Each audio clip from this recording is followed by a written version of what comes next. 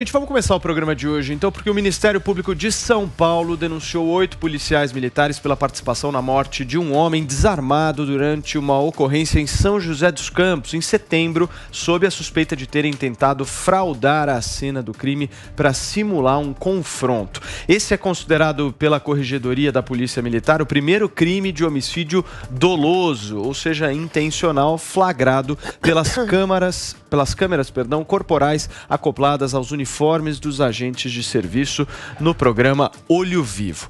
Os policiais foram denunciados pelos crimes de fraude processual, falsidade ideológica e falso testemunho pelo promotor Pedro Javarone Machado Fonseca, responsável pelo caso perante o Tribunal de Justiça Militar, justamente pela ação de tentar ocultar esse crime. Essa é uma pauta para a gente começar aqui a discutir, uma pauta, obviamente, envolvendo alguém da Polícia Militar. E existe uma pessoa que conhece muito dessa corporação, já cobriu muitas matérias aqui na Jovem Pan ao longo dos anos em relação a isso, que é o nosso Zé Maria Trindade, que está de volta aqui ao Morning Show hoje, terça-feira. Zé, primeiro, bom dia para você. Eu queria te fazer uma pergunta muito objetiva. Você acha que uma maçã podre estraga a corporação como um todo? Na verdade, isso não é biológico ou físico, né? Não é botânico. Isso aí é uma frase de efeito, né? Que significa que uma pessoa má pode sim influenciar outras, né? Mas eu, pessoalmente, acho que não, viu? Não influencia, não. Apenas atrai. Eu acho que as pessoas más andam com pessoas más porque atraem. E não que elas se transformam em pessoas más quando andam com as más. Todas as profissões, absolutamente todas as profissões, têm pessoas boas e pessoas más. Algumas caem na profissão exatamente para fazer coisa errada. E a polícia não está longe disso acontecer. Neste caso aí, por exemplo, a própria polícia tomou providência e a Corregedoria acionou todas as medidas para punição. Isso aí não pode ser colocado como se a polícia fosse assim. Mas um grupo de policial, né, podem ter feito coisas erradas. Mas eu não acredito que isso acaba atrapalhando a imagem e a ação de toda a Polícia do Estado de São Paulo, não. Agora, Joel Pinheiro da Fonseca, o Zé disse que uma maçã podre não pode deixar a imagem da polícia assim. Mas a imagem da polícia hoje como é? Paulo, toda generalização é burra. Claro que eu acabei de fazer uma generalização aqui também. Mas o ponto é o seguinte... Sim, existem policiais bons, existem policiais ruins. A imagem que cada um tem da polícia, olha, vai depender muito de como a pessoa, dos valores, de como a pessoa olha a situação como um todo, o que ela prioriza mais ou menos. O que eu posso dizer, sem medo de errar, é que ao mesmo tempo a polícia é uma das instituições mais importantes para a vida pública. Sem polícia a sociedade se desfaz, e que ao mesmo tempo as nossas polícias têm muitas coisas a melhorar. E nesse caso aqui, eu não vi as cenas, eu não vi as filmagens, precisa de um julgamento, uma apuração detalhada para atribuir corretamente culpas ou inocências nelas. Agora, o que eu posso dizer é o seguinte, a presença dessas câmeras na roupa da Polícia Militar de São Paulo foi assim, ela mudou a forma como esse jogo acontece, mudou a forma como os policiais agem muitas vezes. Ela teve alguns efeitos. Por um lado, ela reduziu drasticamente, ou tem reduzido até agora, o número de mortes causadas pela polícia. E por outro, ela é uma ferramenta de proteção do próprio policial.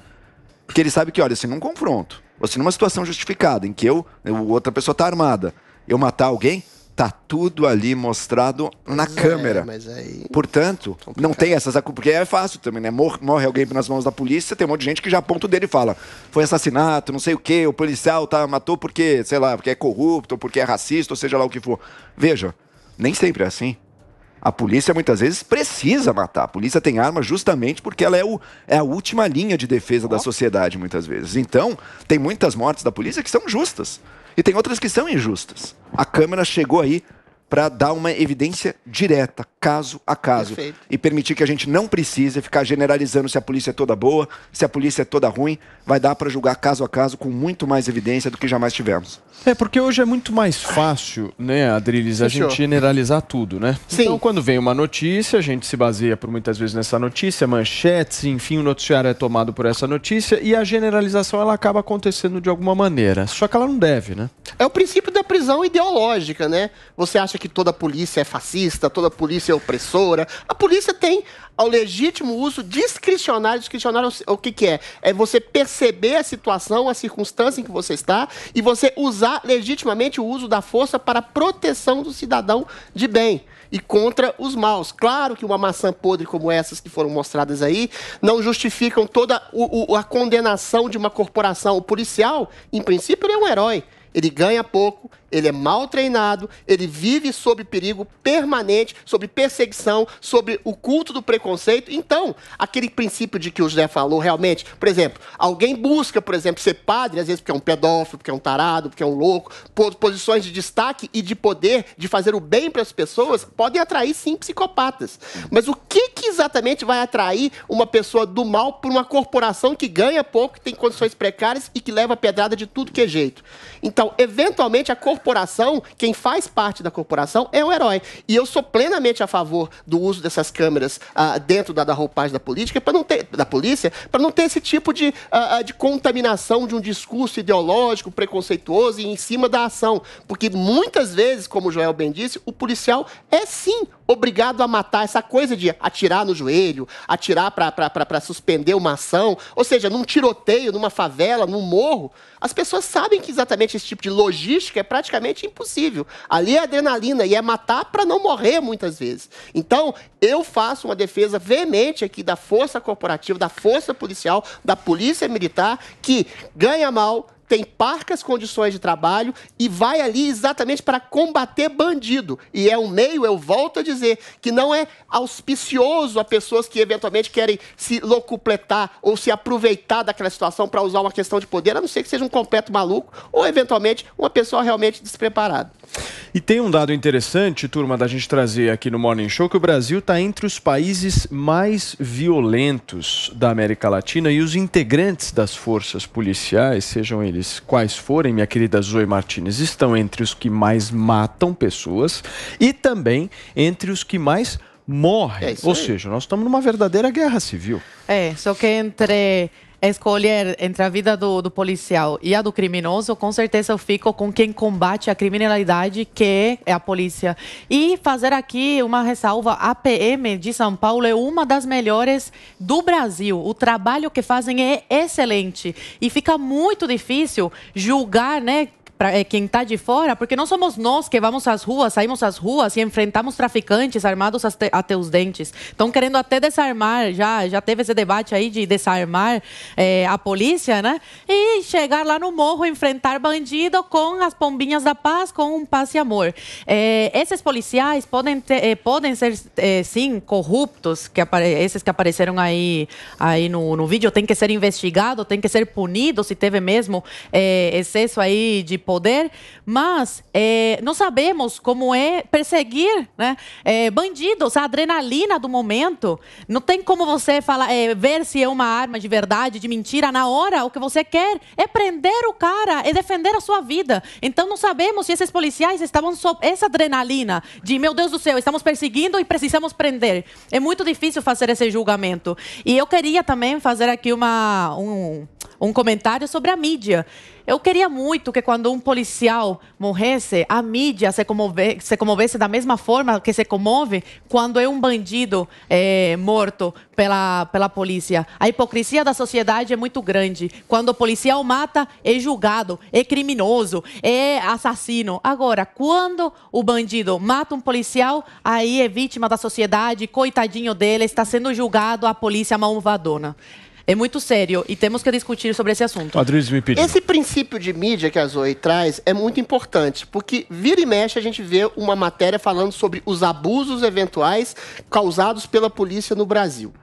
Tudo bem, a notícia é quando o cachorro não morde o dono, quando o dono morde o cachorro, é uma exceção que causa. Mas essa exceção continuada, projetada o tempo todo de policiais que fazem algum tipo de abuso, cria essa impressão absolutamente feérica, absolutamente falsa, absolutamente ficcional de que a polícia é exatamente monstruosa, que mata e persegue. Por quê? Se a polícia é a que mais mata, é porque, eventualmente, existe uma criminalidade que mata absurdamente. Então você mata em legítima defesa. Se não há uma preparação profunda para prender, para uma articulação de inteligência para prender os chefes do crime, o que o policial militar que está lá na linha de campo pode fazer? Ele precisa atirar para se defender do bandido que está querendo matá-lo.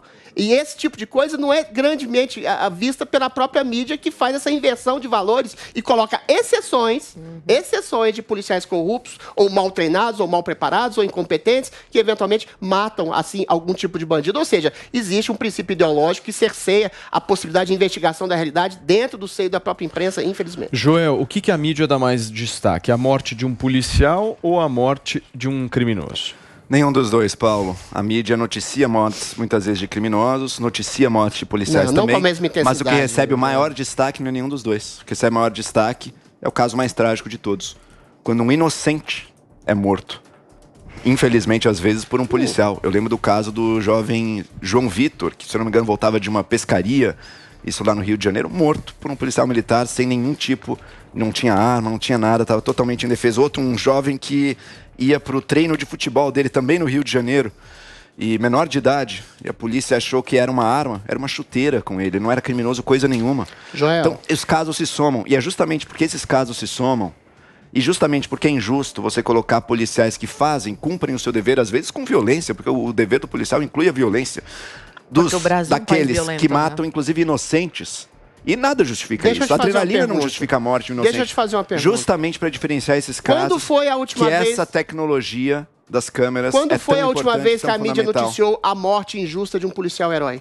Nossa, Adri, está sempre aonde? Na mídia também. Sempre eu não lembro de... Vamos pesquisar aqui, vamos dar um... Você vai pesquisar. Enquanto você pesquisa, deixa eu falar uma coisa aqui. É lógico que existe uma proporção absolutamente... Esse debate, eu acho um debate absolutamente legítimo da gente fazer, os excessos, a avaliação, a investigação que precisa acontecer, os aparatos tecnológicos dessa questão das câmeras. O policial é morto a tiros ao chegar em casa, Zona Norte de São Paulo. Tá aqui na mídia. Tem um ponto que é o seguinte, a esquerda brasileira hoje, ela defende a desmilitarização da polícia. Defende isso com muita força. Inclusive o próprio Guilherme Boulos já falou isso várias vezes publicamente, enfim. Como é que seria essa história de uma desmilitarização da polícia, Adriles? Eu acho que eles querem exatamente fazer como foi, não sei se foi no Chile, qual país que foi na América Latina, que eventualmente praticamente está demonizando a força policial a ponto dela desaparecer, estabelecer um princípio de paz, como existe, por exemplo, na Inglaterra, que o policial praticamente não anda armado.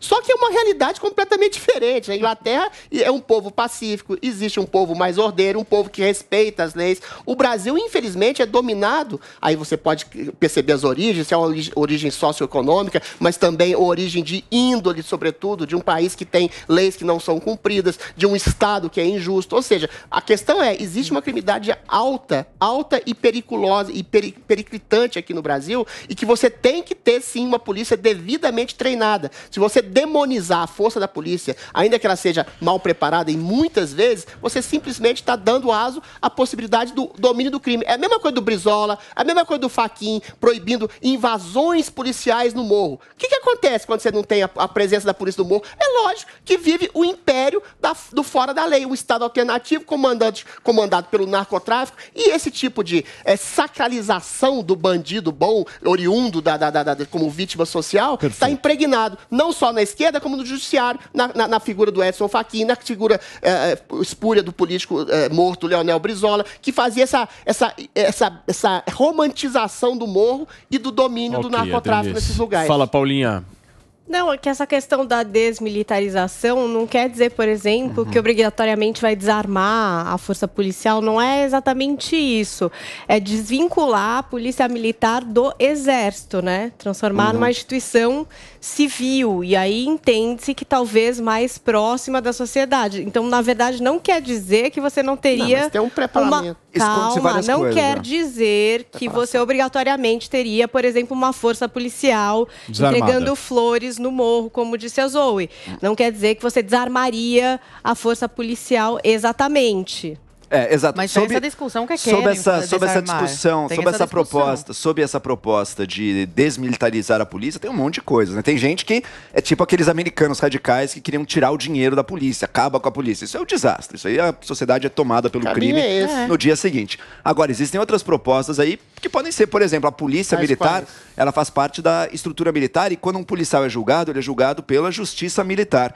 Isso muitas vezes produz também uma cadeia de impunidade dentro da polícia. Por que não fazer como a polícia civil, que não é julgada e que também anda armada? A polícia civil tem arma, a polícia civil mata bandido quando necessário. São discussões, não estou dizendo que o caminho necessariamente é esse, mas não dá para botar todo mundo que fale, não dá para botar todo mundo que fala da possível desmilitarização da polícia como defendendo essa ideia, a polícia sem armas. O Brasil não tem uma estrutura para ter uma polícia muitas vezes não tem absolutamente nada a ver com isso, é uma questão hierárquica e burocrática. O treinamento Drilinho, vamos girar a pauta aqui.